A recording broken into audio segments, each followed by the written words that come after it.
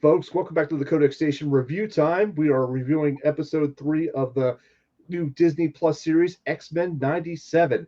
I'm your host, Sal the Live Guy. With me is, right over there, Dan the Man Kelly, where you can always find on Instagram under @DanKellyArt. How you doing today, Dan? I'm doing good. How you doing? Not too bad. Loving this show, let me tell you. Loving Yeah. this show. So tonight today I should say, we're gonna review episode 3, Fire Made Flesh. And we're gonna go over like certain categories. I'm gonna ask you overall view of the story, overall view of the animation, then your overall view of this episode. All right. So let's start off with the first one. What's your overall take of this particular episode? Overall, I liked it. I thought that it covered a lot of material in one episode. I feel like it probably should have been split up into 2 parts because spoilers if you haven't watched it. Yeah, spoilers, definitely spoilers. You know, the second episode ended with Jean or someone that might be Jean showing up at the door, and it's left as a cliffhanger, like, oh my God, who is this? And then in this episode, Sorry. in this episode, it's revealed, well, it is Jean, and the Jean that's with the X-Men is not Jean, is a clone or whatever. And she goes off into her room with Nathan and the baby and starts hearing Mr. Sinister's voice, and like almost immediately she just transforms, into like, oh, I'm gonna change my appearance and I'm gonna go from being good and insisting that I'm Jean to, oh nope, I'm not Jean, I'm Madeline Pryor, and I got a new outfit, and I've now I'm evil and all this, and it was just it was quick. She didn't really call herself Madeline. She calls herself first the Goblin Queen. Yeah. So go ahead. Yeah, and it's like, well, where's the context for that? Like, you just, oh, I'm Goblin Queen. Like, it's just like pulling a name and out of the air. And to me, it just seemed like it was way too fast of a transformation. Go from this to that, and so I feel like this episode was made with people that are fans of the X-Men and fans of specifically these older comic storylines in mind. So they would automatically go like, oh, okay, she's this and this. And, she mentions Inferno, and you're like, oh yeah, the famous Inferno storyline. That's awesome. All of that. But if you're, someone coming in watching it that doesn't have that whole base of knowledge, then that's a person that really might be looking at it and going, why is this going so fast? Like, it doesn't seem right that she would just change that quick, right? And then she goes off and they go after her and she fights him, and then just as quick as she turned evil, oh, I'm good again, and I'm gonna help the X-Men, and I'm gonna save Nathan, and then I'm gonna go off on my own. Like, it just seemed like everything was happening way too fast, that it should have at the least been spread out into 2 episodes to give the stuff, kind of time to expand on it a little bit more. Time to, like, I want to say more like absorb. Like, like you said, it was so fast. You're like, we as X-Men fans know this story. You're like, oh yeah, okay, that's good. Yeah, keep rolling. Yeah. But to someone to the new of the series, they're going to be like, what? How? Why? Yeah. So. Yeah, they're going to be looking at it like, what's the deal with this going so fast? She's good. She's bad. She's good. She's, she's gone. She's Queen. Oh, no, she's Goblin Queen. Oh, no, she's Madeline Pryor. And like, and all of this, it's just thrown at you so quickly. And I just feel like it should have been spread out more. I was interested in the, when they teased Goblin Queen and Madeline in the previews for the show, I was interested to see how they would do it because, being an X-Men fan, it was a much different way that they did it in the comic. And since there's differences in the show, I was looking at like, well, how are they going to introduce this? It can't be the same as the comic. I thought the way they did it was pretty clever, and they really did it in a way that made Cyclops less of a less sleazy, kind of the way he was with the Right. whole thing that happened in the in the comic, with his relationship with Madeline, and then when Jean came back and all He that. was just like, yeah, whatever. Yeah, I'm yeah, going like with you. That's like, it made him it made him seem kind of scumbaggy in the comic, and the way they did it in the show, it's like, okay, you could do it and stay true to who this other character is without Mhm. Cyclops coming across as like, oh man, this guy's a real prick. So Yeah, I yeah. like I dug how they did that. At the end when Nathan's got the techno organic virus in it, like, okay, that's cool. Bishop's the one that takes him back into the future, though. Mhm. 3 episodes in, we still haven't seen how why it is that Bishop was in the present then as part of the Still. X-Men team. Hmm. So I assume at some point that they'll delve into that. Yeah. Um, So to me, it looked like maybe his time bracelet was not 100% working, and yeah, Beast was working on to fix it, as shown in the previous episode. So I don't know. From the '90s series, Bishop was like saying, "I have this on because once I don't have that, then I get pulled back to my own time," and that's yeah, how they eliminated Nimrod in that time. They took out his device that kept him in that time.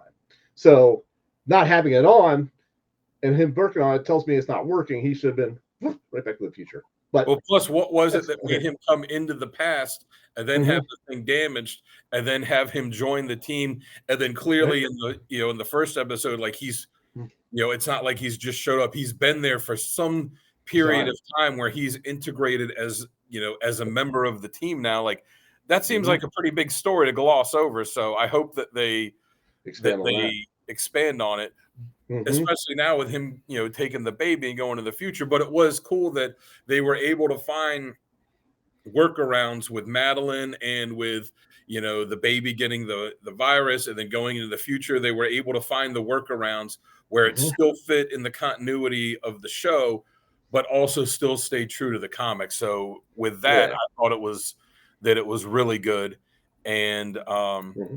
and then it ends on the cliff, the kind of cliffhanger with, or not really a cliffhanger, but it ends with Scott and Jean just kind of there. And it's like, Mm-hmm. okay, well, they said they don't know how long this this clone, this Madeline, has been there in place of Jean. So, and Mm-hmm. with her and the real Jean and Cyclops there, like that ought to be interesting going forward, is kind of them working through the relationship there, and Yeah. figuring out how long has it been that it hasn't been the real Jean with him. Right. Right. And then the Right. tease, and then the tease with Forge and Storm at the end There with you go. you know Mm-hmm.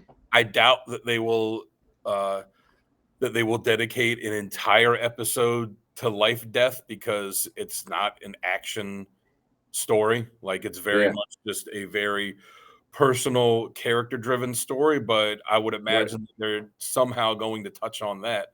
And So work that'll that in. be good too. Right. Right. So I gotta agree with you. I think the story was a little bit too rushed.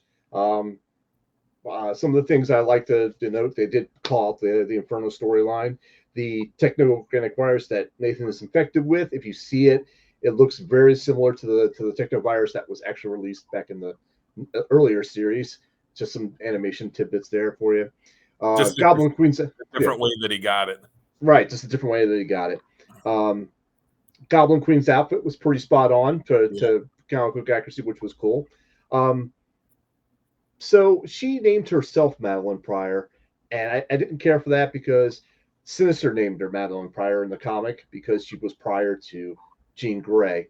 So I think Sinister should have called her that, and then she would have said, "Okay, well, my name's Madeline Pryor now," that type of thing. But Mhm. anyhow, that's splitting hairs at this point. I think the overall story was good. Yes, I agree. It could have been a two, maybe even a three-parter. Where she just kind of like she takes Nathan and runs. She goes evil for an episode, then the next episode she turn back, that type of thing, and then have a wrap up with leaving. That type of situation, which I'm okay with too. Um, yep. So now Gene and Scott have some issues to work out on their own as well because I guess when she was talking to Madeline, they kind of felt like they didn't know who was who Yeah. where the memory stopped and where the memory started again, or where who picked up where. which was kind of confusing because you could actually pin that out in the comic line. Said, okay, well, up to right here it was Jean Grey, and then after this point it was Madeline Pryor. But that was a clearly definitive moment in the comics that you could pick out. But in this episode or this series, they've kind of like merged them like this now, so it's all convoluted with them. So okay, I'll accept it, I'll take it, and I'll go with it. So yep, overall, I think it was a really good story. Could have been 3 parts. I'll say 2, but I would push for 3. And yeah, so that's what I think of it. What do you think about the animation now? That's what I'm curious about.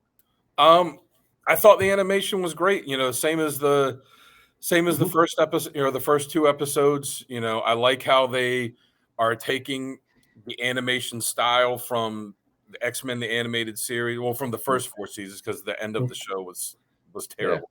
But I like how they're taking that animation style from the original series, but they're updating it to make it a little bit better. Because even as good as it was then, there were still animation mistakes, that would pop up here and there, of course, color mistakes, stuff like that. So I like how they're updating it, but still keeping it true to what the style was of that, which was, they tried to base the animation style on the way Jim Lee drew, and with the detailed art that he does, you couldn't get it exactly like that, but they got it pretty good for a weekly animated show. And I agree. They got it pretty damn close, if you ask me. Yeah. Yep. And one thing I talked to you about before, which doesn't specifically fit in with this episode, but kind of this one and the second episode, and I guess going forward is, and you and Sonny talked about it on the first review, is the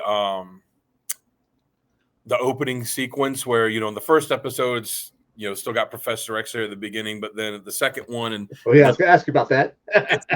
it's Magneto at the beginning of it, since he's part of the team now. But at the end of the title sequence, it's still the same as the old one. It's still Professor X against Magneto, and the X-Men are running towards the evil mutants, and Magneto's with them. So I feel like if you're going to go through the effort to change the beginning of the title sequence to have Magneto there with the good guys in his new costume, you should do it at the end of it too. Like, okay, well, Magneto's here with the good guys now, so there needs to be someone else with the bad guys there, whether it's going to be Sinister or Apocalypse. One of the big top baddies ones should take his place. With that at the end. Yep. I was going to say, I remember you told me about that. And I'm like, yep. Sonny and I should have pointed that out, but we did not point it out, although we did notice it. So yeah, I agree with you. They should, after they've taken all the time to update each title intro sequence, because you notice now this one had a Dark Phoenix scheme to it. There was a Dark Phoenix clip or scene in there in the intro. So I think going forward now, you're going to see a different type of intro with just a half-second difference, of what that storyline is going to be going forward, which I think is kind of awesome. But yeah, they should at least take the moment to change the end one now to be anything. It could be just the evil mutants running forward. It could be really put Magneto on the other side, coming with them as well.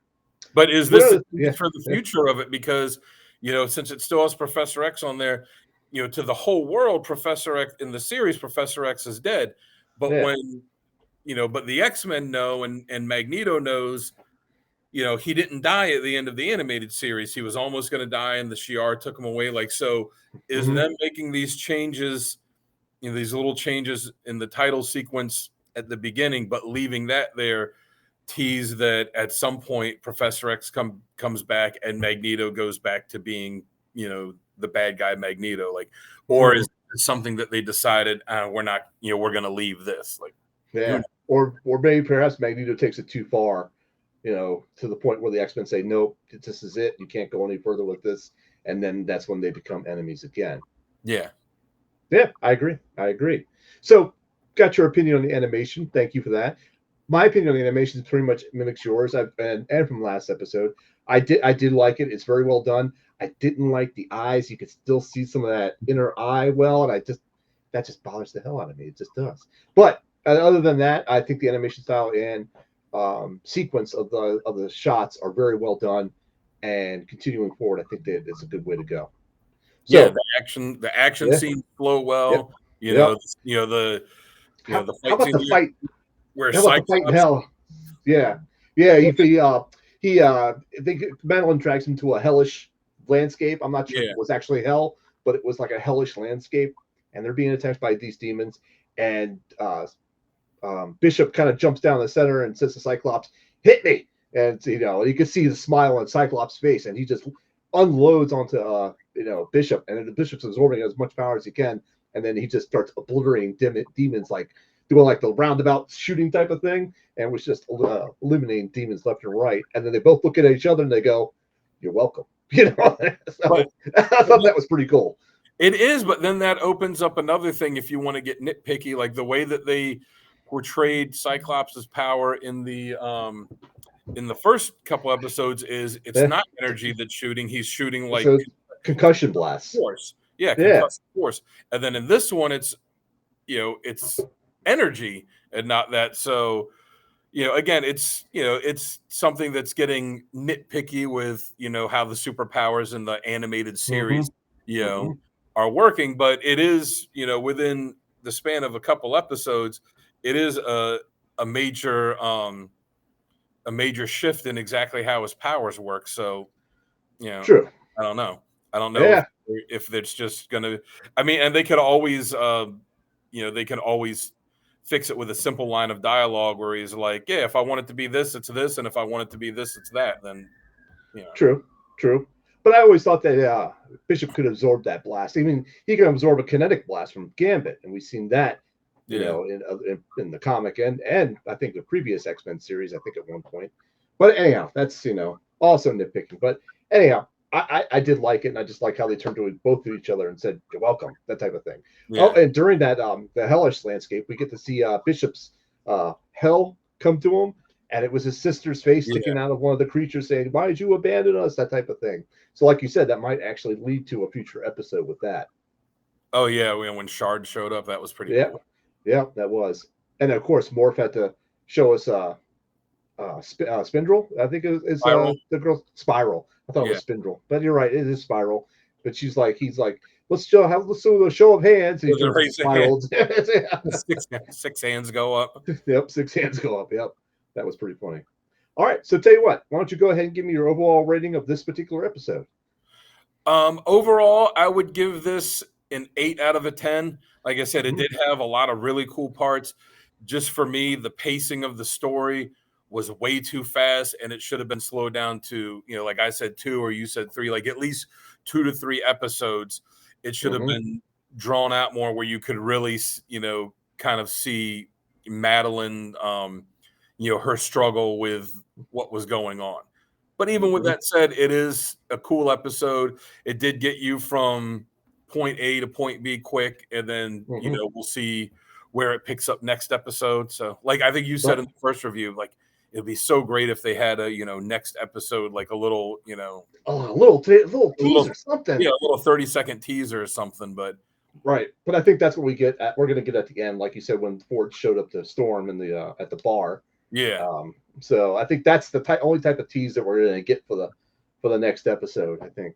Anyhow, 8 out of 10. That's a solid one. I'm kind of in agreement with you, and I think I'm going to lean with 8 as well, maybe 8.5. But okay, I'm going to agree. It's all about the timing of yeah, this episode, and if it was broken out to 2 or even 3 episodes, it would definitely be up in the 9.8 area for me. But yeah, definitely 8.5 right now. yeah. Okay. Yeah, cool. Are you excited for next week? Actually, Oh yeah. 2 days away. 2 days away, actually. Yeah, I'm definitely excited.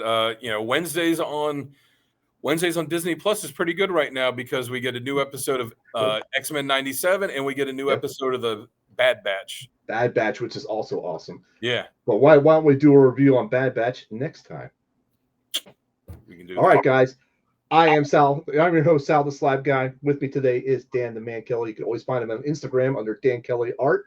Go check him out. And folks, if you want to see more of these episodes, stick around the Codex Station. Give us a like, give us a share, follow, subscribe, do all those things. And check us out on the codexstation.com for all your good Codex needs.